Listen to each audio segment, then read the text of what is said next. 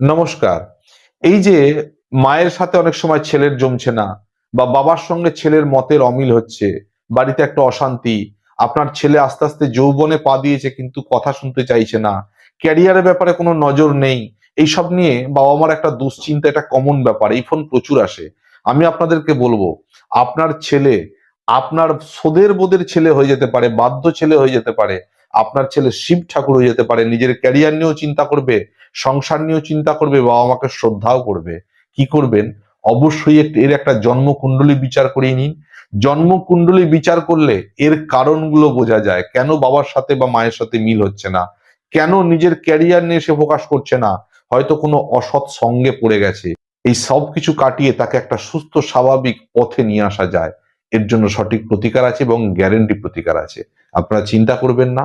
জন্ম তারিখ, জন্মের সময় দিয়ে কুণ্ডলী বিচার করানোর জন্য স্ক্রিনে দেওয়া নাম্বারে যোগাযোগ করুন, সঠিকভাবে গাইড করে দেওয়া হবে।